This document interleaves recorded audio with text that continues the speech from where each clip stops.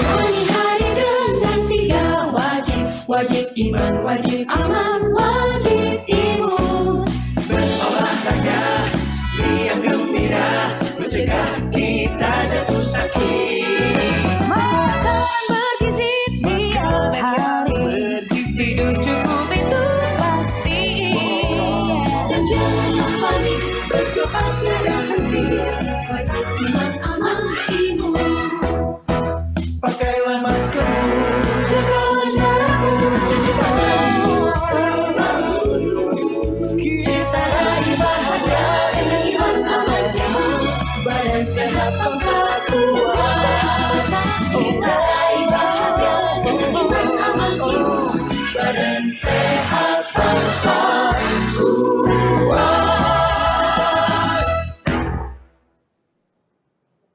Halo Sobat Tangguh, selamat siang. Senang sekali saya Egit Hapsari dapat hadir menemani Anda kembali hari ini. Semoga tetap sehat dan selalu semangat dalam beraktivitas serta jangan lengah dan lelah untuk disiplin menerapkan protokol kesehatan kapanpun dan dimanapun Anda berada.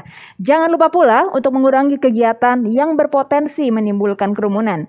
Nah, tema dialog kita hari ini adalah update Rumah Sakit Darurat Wisma Atlet Perlindungan Tenaga Kesehatan yang disiarkan secara langsung dari Media Center Satuan Tugas Penanganan COVID-19 Graha BNPB Jakarta.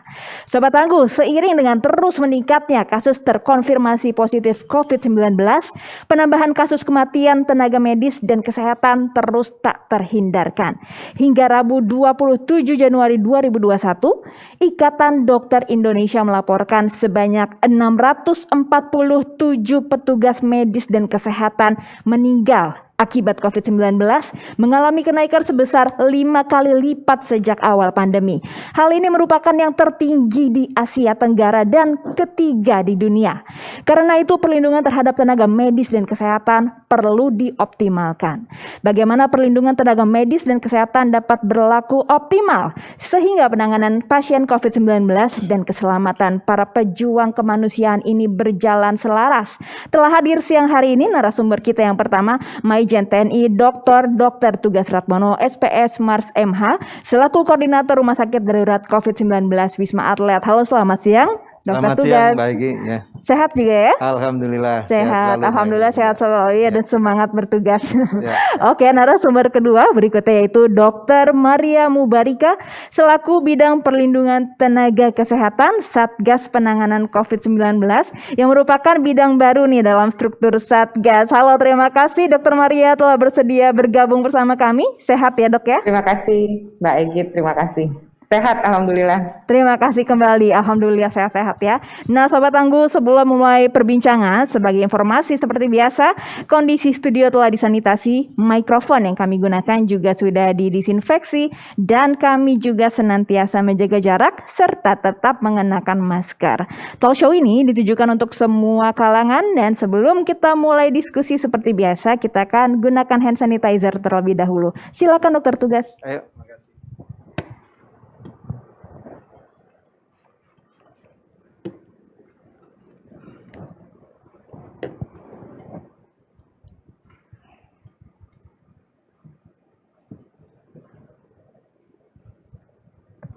Oke, langsung aja kita mulai ya. Sesuai dengan tema dialog kita siang ini nih. Mungkin pertama-tama kita akan cari tahu dulu gimana update perkembangan Rumah Sakit Darurat Wisma Atlet terbaru. Kita akan langsung bertanya dengan Dokter Tugas.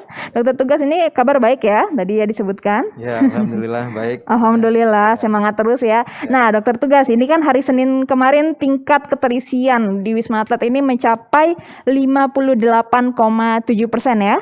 Oke, ya. Betul ya, berarti terjadi penurunan sebesar 20% dari minggu lalu. Apakah ini betul? Ya, kalau kita lihat minggu lalu bahkan pernah ada 85%, kemudian turun 77%, dan saat ini kemarin ya 58,7%, dan hari ini laporan pagi tadi adalah 58,49% ya, dari hunian yang tersiapkan gitu ya. Ini artinya pasien-pasien yang ada di Wisma Atlet atau RSDC ini sudah sembuh dan pulang atau dirujuk ke rumah sakit lain, Dok? Sebagian besar memang kita pulangkan gitu ya. Memang sudah sesuai dengan kriteria mereka sudah dirawat. Untuk yang bergejala kan dirawat. Setelah tidak ada gejala 3 hari, minimal 3 hari tidak ada gejala, kemudian bisa pulang begitu ya. Jadi rata-rata sih dirawat di sana, yang gejala ringan gitu ya, itu 15 hari lah di sana. Ya, jadi sesuai dengan pedoman tentunya dari Kementerian Kesehatan, dan ini kita lakukan tentunya perawatan dengan baik sesuai dengan standar yang sudah yang sudah dibuat di sana. Jadi pasien-pasien yang mengalami penurunan presentasinya ini dipulangkan ya, jadi dokter tugas ya. Oke, meski ada penurunan keterisian nih dokter, apakah prioritas Wisma Atlet ini akan masih menangani pasien yang bergejala ringan dan juga sedang, dan OTG tetap di Pademangan? Untuk saat ini memang polisi kami di sana adalah untuk di Wisma Atlet Kemayoran itu adalah yang ringan dan sedang, bahkan kita merawat yang berat untuk dipersiapkan untuk dirujuk ke rumah sakit rujukan COVID di DKI Jakarta. Dan untuk yang OTG atau tanpa gejala ini memang kita siapkan di Tower 8 dan Tower 9 di sana. Sehingga ini saya kira ini suatu penyiapan yang menurut kami di sana juga betul-betul bisa memberikan pelayanan yang baik ya, antara yang tidak gejala dan yang bergejala. Kemudian juga memberikan kenyamanan atau bahwa para penakes ini tentunya atau tenaga kesehatan dan tenaga yang bekerja di rumah sakit darurat COVID-19 ini memberikan lebih relaksasi di sana sesuai dengan aturan-aturan atau kerja shift yang sudah kita terapkan di sana. Jika kita harapkan ini betul-betul memberikan tidak memberikan beban yang tinggi dan memberikan kenyamanan atau para nakes ini bekerja sesuai dengan prosedur yang berlaku yang sudah ditetapkan, dan ini bagian dari tentunya perlindungan bagi para nakesnya. Perlindungan juga bagi para nakes sesuai dengan tema dialog kita ya, dokter tugas. Nah, mungkin tadi penurunan ini berarti sekarang sekitar ada 3.500 pasien yang dirawat ya, Dok? Saat ini kita merawat 3.506 ya, 3.506, dan memang ini kalau kita lihat penurunan ya, mudah-mudahan ini ya suatu hal yang memang betul menurun, tapi kalau kita lihat kan ini masih suatu hal yang dinamis ya, dinamis, jadi kita tetap waspada dan kita siap untuk katakanlah perawatan sampai hunian 80% itu siap. Nah, walaupun itu angka atau persentase 80% ini memang ini sudah di atas yang diharapkan gitu ya. Jadi pasti akan memberikan beban yang tinggi. Ini yang kita harus betul-betul sama-sama mari kita lakukan dengan baik untuk bagaimana penanganan secara holistik dari pandemi ini. Baik, secara holistik. Nah, dengan 3.506 meskipun ini presentasenya menurun, ini apakah ketersediaan fasilitas kesehatan di Wisma Atlet dan RSDC ini sudah cukup hingga saat ini, Dok? Untuk saat ini baik itu tempat tidur, kemudian alat kesehatan ya, kemudian obat-obatan ya, memang saat ini kita cukup. Jadi terus menerus kita andainya ada obat-obatan yang sudah mulai kurang atau bahan pemeriksaan laboratorium dan sebagainya yang kurang, tentunya kita sudah lakukan untuk penyiapan dan pengadaan untuk segera untuk memenuhi, sehingga ini sejauh ini semuanya lancar dengan baik. Alhamdulillah ya, Dok ya. Oke, saya ke Dokter Maria terlebih dahulu. Nah, Dokter Maria, di kita kalau melihat perkembangan kasus akhir-akhir ini diikuti juga dengan tenaga kesehatan yang terus berguguran ya, Dok ya. Ini bagaimana sebenarnya perlindungan terhadap tenaga kesehatan selama pandemi ini? Ya, Mbak Egit. Jadi kalau misalnya kita melihat masalah yang mendasar dari tenaga kesehatan kalau laporan global kan Januari 2020 sampai Januari 2021 memang terdapat kelelahan ya, burnout yang besar sekali dan berat terhadap tenaga kesehatan. Jadi riset-riset yang sudah kita kumpulkan menunjukkan dengan jelas hampir 95% tenaga kesehatan itu mengalami kecemasan takut tertular ya, dan 49% dari mereka itu masuk ke gejala sedang berat. Jadi diukur dari mimpinya, dari keluhan-keluhannya, dan ini sangat berdampak sekali dalam pelayanan kesehatan ya, karena ketika dia terpapar, orang-orang yang dalam kondisi stres di tubuhnya kadar sitokinnya sudah tinggi. Jadi makanya kenapa tenaga kesehatan ketika terpapar itu cepat sekali masuk ke fase sedang, kemudian berat, masuk ICU, dan banyak yang tidak tertolong. Jadi masalahnya itu. Kenapa tenaga kesehatan mengalami stres dan ketakutan? Ya itu karena memang di awal itu kan kita bingung semuanya apa yang kita hadapi gitu. Nggak jelas kita menghadapi apa gitu. Kesini saya sudah lebih bisa menjelaskan dengan clear, dengan jelas, semua bisa memahami apa yang terjadi. Tapi memang virus ini cepat sekali bergantinya ya. Sekarang ternyata kasus-kasus pasien dengan asimptomatik juga tinggi sekali, Mbak. Inilah yang menyebabkan masalah baru ya, masalah ketakutan baru juga. Betul. Mutasi virus dan lain-lain. Kita lihat bahwa data sekarang memang penularan drop dari formit, dari permukaan itu kecil ya, 8,2%. Ini menunjukkan bahwa tenaga kesehatan kita sudah lebih terampil ya, bisa mencuci tangan, tidak lupa, sudah mungkin kita semua juga sudah sadar lah nggak akan megang wajah gitu ya sebelum kita sudah 11 bulan juga ya berperang ya dok. Sudah masuk ke dalam alam bawah sadar. Tetapi laporan yang kami dapat memang 57% penularan inhalasi. Jadi viral load misalnya di sekitar daerah-daerah yang merah, apalagi di fasilitas kesehatan itu sangat tinggi. Viral loadnya tinggi. Kemudian dari droplet 35%. Juga 35% ya? Ya, yang mungkin dari tenaga kesehatan itu sulit sekali menghindari. Jadi memang kita tahu bahwa COVID ini memang penyakit baru ya, virus yang tidak lazim lah seperti virus-virus lainnya. Jadi masih banyak sekali misteri yang belum terungkap ya, istilahnya begitu ya dokter ya.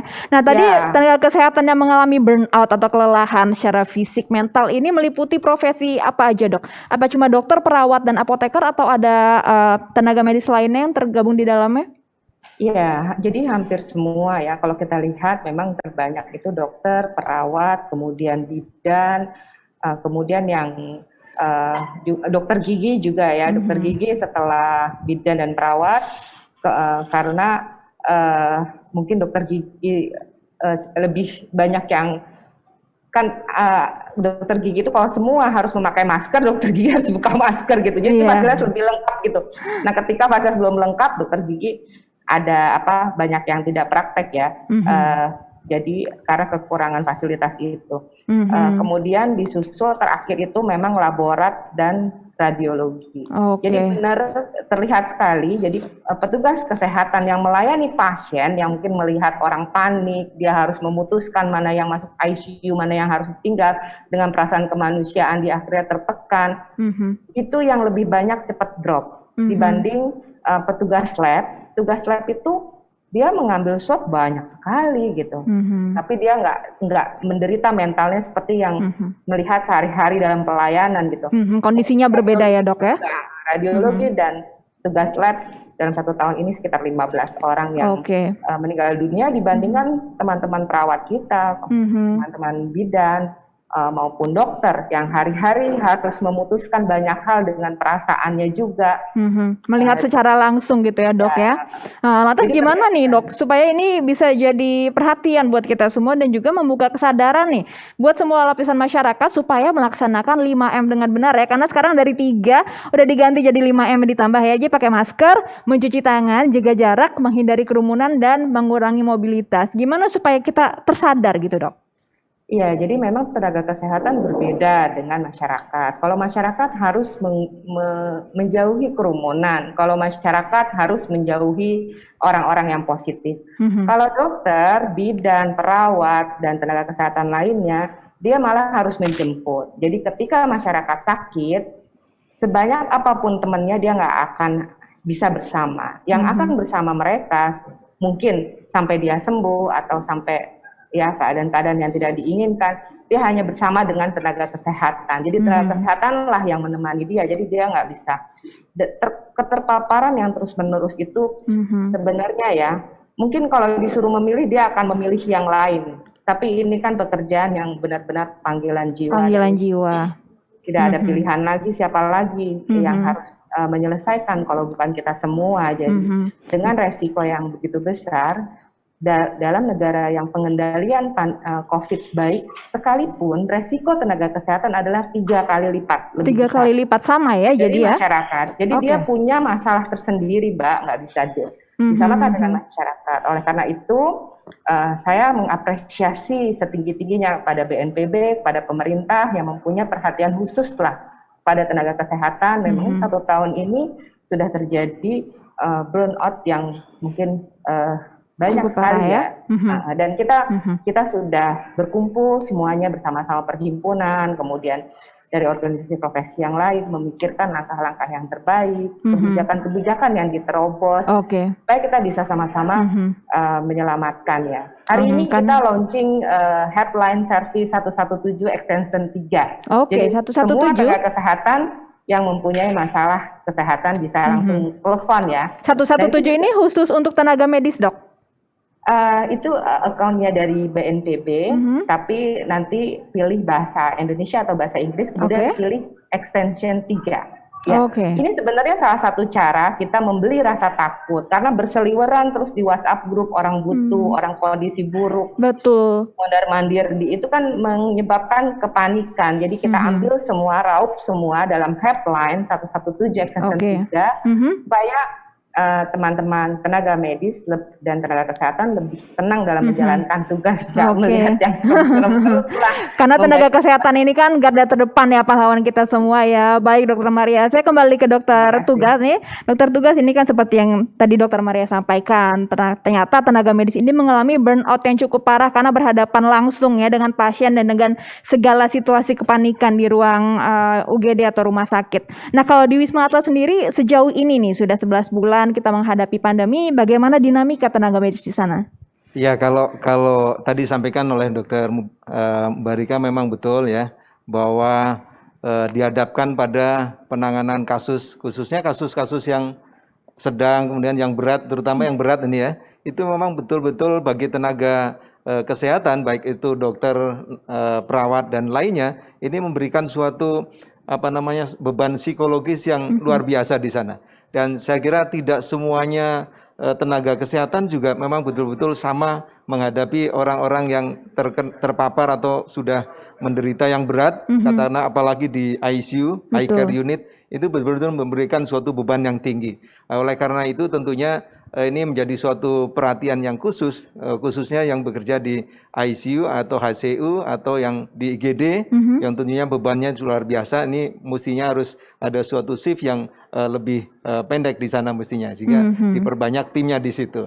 Nah, kalau di Wisma Atlet sejauh ini memang mereka sudah kita atur sedemikian rupa bagaimana cara kerja shift, dan mereka kita harapkan tetap dalam kondisi yang betul-betul secara psikologisnya ini terjaga, dan mereka selain ada bekerja kemudian off gitu ya, selama off ada 32 jam off, mereka bisa lakukan ada olahraga, kemudian ada pendampingan diskusi psikologi. Oh, ada pendampingan psikologis juga ya, Dok? Bahkan ada waktu-waktu khusus yang kita siapkan untuk sebagai semacam film motivator gitu ya, untuk dinikmati bersama sama mereka.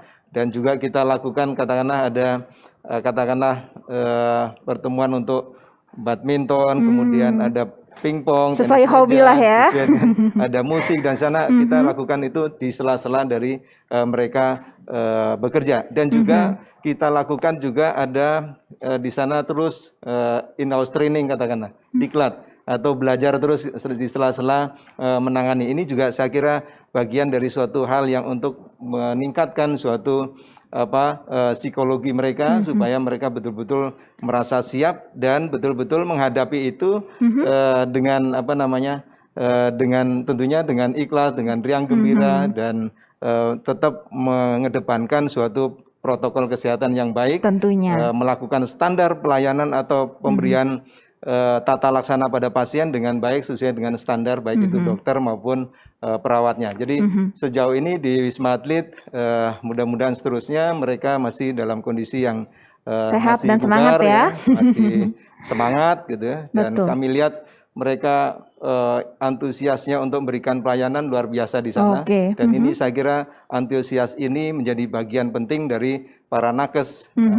Semoga tetap terjaga ya antusiasmenya. Dan untuk menjaga bagaimana dia tetap sehat. Yang paling penting lagi adalah kami selaku tim manajemen di sana tidak bosan-bosannya untuk selalu mengingatkan hal-hal yang selalu harus disiplin betul dalam protokol untuk melakukan pemakaian APD, melepas APD, kemudian masuk ke area-area yang zona merah dan seterusnya. Baik. Ini sangat penting saya kira setiap saat untuk diingatkan dan harus menjaga karena ini preventif yang sangat Iya. baik. Jangan Karena ada sampai di zona terdepannya ya dok ya. ya jangan sampai tenaga kesehatan ini jatuh pada sakit di situ. Ya. Jangan lagi ada tenaga medis yang berguguran ya dok. Mungkin bisa digambarkan kepada masyarakat awam atau penonton Sobat Tangguh yang menyaksikan, sebetulnya pembagian tugas dokter dan tenaga medis di Wisma Atlet dan RSDC itu seperti apa? Tadi 32 off, lalu kemudian bertugasnya selama berapa jam dok? Di sana memang secara umum itu masih 8 jam kerja ya. Oke. Kita ada tim gitu ya. Jadi satu tim besar terdiri dari tim kecil gitu, ada 5 tim. Jadi otomatis akan 8 jam kerja, kemudian setelah itu off gitu ya, 32 jam kemudian baru kerja lagi. Kerja gitu. lagi. Jadi ini hampir 1 hari lebih dia bisa istirahat dengan cukup saya kira, dengan berbagai macam kegiatan yang bisa meningkatkan kebugaran, meningkatkan psikologi supaya tetap baik dan seterusnya. Ini saya kira sangat penting di sana kita lakukan dan juga kita betul-betul perhatikan dari sisi nutrisi, kemudian vitamin termasuk ya di sana dan hiburan gitu ya, itu untuk menjaga mereka tetap baik. Dan di sana kan ada secara berjenjang tentunya karena kita pahami di sana relawan itu terus silih berganti. Jadi ada yang relatif sudah katakanlah senior di situ, ada yang baru. Jadi ini ada regenerasi juga, ya. Ini juga bagian yang penting untuk mereka selalu mendampingi yang baru, kemudian bekerja bersama-sama. Ini menjadi suatu hal yang sangat penting dalam dalam hal pengaturan kerja. Walaupun di sana semuanya tentunya sudah sesuai dengan standar dari profesi atau kompeten, mereka semuanya sudah kompeten dalam melaksanakan tugasnya. Tapi yang penting adalah di sana kan ada yang terus rotasi terus. Rotasinya Jadi terus berjalan ya. Ini juga suatu hal pengaturan yang saya kira perlu diatur dengan baik sehingga kualitas ya, layanan untuk memberikan terapi, memberikan penanganan di sana itu betul-betul kita optimal, harapkan ya? Optimal dan standar sesuai dengan prosedur yang sudah dilakukan atau sesuai pedoman yang ada dari Kementerian Kesehatan tentunya. Baik, dokter tugas. Nah, saya kembali ke dokter Maria. Nah, dokter Maria tadi dokter tugas menyebutkan sebenarnya shiftnya itu 8 jam, terus habis itu 32 jam kemudian off. Tapi kan selama 8 jam ini kan harus melekat ya APD ya selama bertugas ya. Tapi dengan alat pelindung diri yang sudah sangat lengkap nih buat tenaga kesehatan, bagaimana kemungkinan mereka ini tetap terpapar gitu, dan mungkin saat paling banyak celah untuk terpapar ini kapan ya dok? Iya, jadi saya sih percaya ya kalau di Wisma Atlet kan penanganannya khusus dan bersama-sama, tadi dokter tugas sudah menyampaikan ya. Jadi terpapar tuh faktor resikonya banyak sekali. Jadi bagaimana kondisi imunitas kita juga. Tadi stres juga berpengaruh ya. Jadi kalau mungkin di Wisma Atlet angka kejadiannya jauh lebih kecil dibanding fasilitas-fasilitas kesehatan yang lainnya karena memang dikelola dengan sangat baik ya, terutama untuk peningkatan imunitas dan menghilangkan burnout, stres itu yang merupakan faktor utama ya. Kalau yang terjadi sebenarnya tenaga-tenaga kesehatan yang terpapar meskipun dia memakai APD sesuai dengan levelnya, data-data yang kami dapatkan sih sekarang baik di Indonesia ataupun di berbagai negara yang melaporkan itu memang lebih banyak di UGD, kemudian di Polri gitu. Jadi bukan kasus-kasus yang terjadi di ICU, kemudian di isolasi itu malah sedikit. Jadi memang diduga ya pasien-pasien yang asimptomatik yang menularkan dokternya kayak gitu. Nah memang kan kita tahu bahwa sekarang ada namanya viral load ya. Kalau di fasilitas kesehatan kemudian banyak orang datang masuk ke ruangan, dia bernapas, dia berbicara, apalagi teriak, dia batuk pilek, dia mengeluarkan droplet ya. Betul. Kalau jumlahnya banyak, viral load-nya tinggi. Kalau dokternya imunitasnya kuat, kemudian penjagaan maskernya juga baik, mungkin dia akan aman ya. Tapi juga tidak bisa sepenuhnya gitu. Jadi masker itu kan kemampuannya penyaringannya ada yang 90%, 90%-an ya. ya, apalagi sekarang banyak ditemukan masker-masker tanpa lapisan antivirus. Jadi masker palsu gitu yang sulit sekali tenaga medis untuk membuktikannya ini asli atau tidak. Nah, Oke. hal-hal yang demikian lah yang kami duga yang menyebabkan tingginya viral load dan mungkin maskernya yang tidak sesuai ya, yang tidak sesuai karena mungkin dia juga tidak tahu kalau dia membeli masker yang tidak sesuai itu yang mungkin diduga tertular. Tertular ya. Oke. Tenaga medis. Oke, Dokter Maria. 26% memang data global sih sebenarnya tenaga medis banyak tertular juga dari keluarganya. Lingkungan sosialnya ya, Dok? Dari keluarganya, dari lingkungan sosialnya. Jadi memang banyak faktor. Jadi yang paling penting adalah menjaga imunitas tadi supaya walaupun tertular dia cukup isolasi mandiri atau perawatan yang tidak masuk sampai ke fase 2, jadi tetap di fase 1 kalau dalam kondisi yang kuat dan sehat. Nah, dokter, mungkin tadi dokter tugas bilang kalau di Wisma Atlet RSDC ini tenaga medisnya bisa mendapat konseling secara psikis atau mungkin melakukan hobi. Nah, tapi bagaimana dengan tenaga medis yang bertugas di fasilitas kesehatan lainnya ini, pendampingan atau pemulihan psikisnya harusnya seperti apa, Dok? Iya, jadi memang karakteristik bangsa Indonesia ya, setiap ada bencana, ini walaupun bencana non alam memang berlomba-lomba lah membantu. Dari awal tuh banyak sekali teman-teman psikolog, teman psikiater tuh udah turun gunung gitu ya, atas nama lembaga, tidak atas nama siapa-siapa, atas nama pribadi atau sekarang juga negara juga ada ya yang di Kementerian Kesehatan, di Puskesmas psikolog klinis itu sebenarnya banyak sekali ada yang bisa kita berkonsultasi di sana. Dan sekarang kita dari bidang perlindungan nakes juga memberikan konsultasi ya, tapi masih coming soon ya, kita dalam persiapan nanti untuk semua saudara tenaga kesehatan maupun tenaga medis yang membutuhkan konsultasi nanti bisa berkonsultasi. Ini ya, seperti yang dilihat di layar ini ya, ada hotline service-nya ya, 117 dan extension 3 ini ya, Dok ya? Ya, betul. Ya, betul. Jadi bisa dicoba nanti mungkin untuk yang mengalami burnout pun bisa ya, mungkin mendapat konseling melalui hotline service ini. Iya, coming soon. Jadi nanti kita lagi mempersiapkan. Ini baru kita mengambil yang emergensi dulu, kemudian nanti untuk konsultasi dokter ahli, baik itu psikiater, psikolog maupun dokter ahli lainnya. Kadang juga dokter, misalnya saya. Kemudian kan kadang baper ya, butuh second opinion yang menenangkan gitu. Jadi butuh konsultasi juga. Ya ini memang masalah yang nggak ringan ya, berat. Tapi masalah berat ini menjadikan kita saling bersatu ya, bergandengan tangan. Jadi kita juga merasakan banyak hal positif lah, rasa persaudaraan yang semakin erat antar semua sejawat ya, lintas profesi. Baik, penutup dari Dokter Maria nih, adakah himbauan atau saran bagi para tenaga kesehatan mungkin yang berjuang di garda terdepan nih untuk mengentaskan atau menyembuhkan pasien-pasien yang terpapar COVID-19?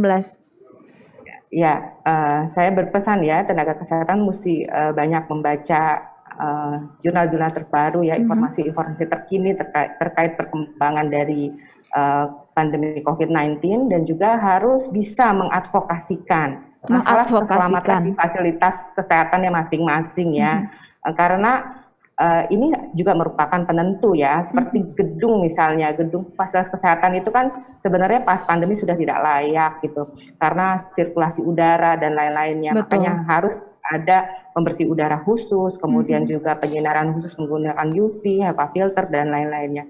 Kemudian juga jangan lupa berusahalah cari masker yang asli gitu ya, jangan sampai banyak sekali teman-teman saya rajin pakai masker dan sangat ketat dalam protokol kesehatan, dia terinfeksi. Memang dia juga khawatir membeli masker yang mungkin tidak baik. Untuk tenaga kesehatan ya memang harus masker medis ya, kita ketahui. Berbeda dengan masyarakat mungkin cukup dengan masker bahan, karena dia memang sudah menghindari kerumunan dan di tempat-tempat yang mungkin viral load-nya tidak tinggi. Tidak tinggi ya. Baik, terima kasih Dokter Maria. Mungkin dari dokter tugas. Ya, baik, terima kasih Dokter Maria atas himbauannya ya. Mungkin dari dokter tugas ada himbauan atau pesan Saya kepada kira tenaga singkat medis. saja bahwa untuk teman-teman tenaga medis, mari selama bertugas betul-betul disiplin dengan APD ya, alat pelindung diri, dan protokol kesehatan setelah bertugas tetap harus dijalankan dengan baik. Dan saya kira ini juga kita menghimbau masyarakat semuanya, mari bersama-sama jangan bosan-bosan dan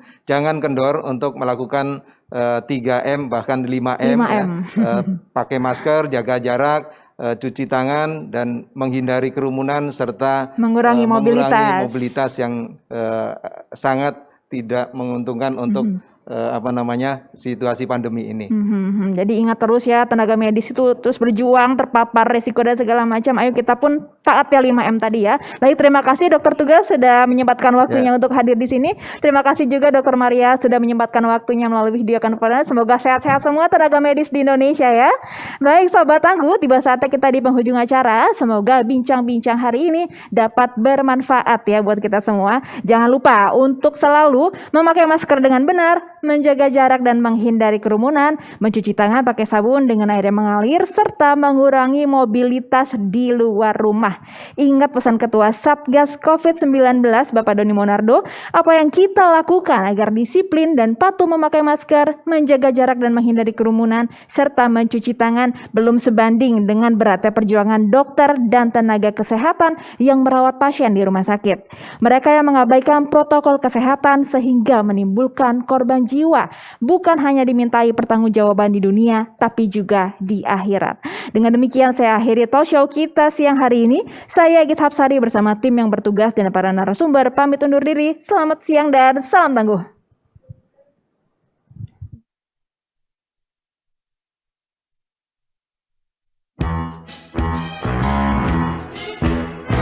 Jalani hari dengan 3 wajib, wajib iman, wajib aman, wajib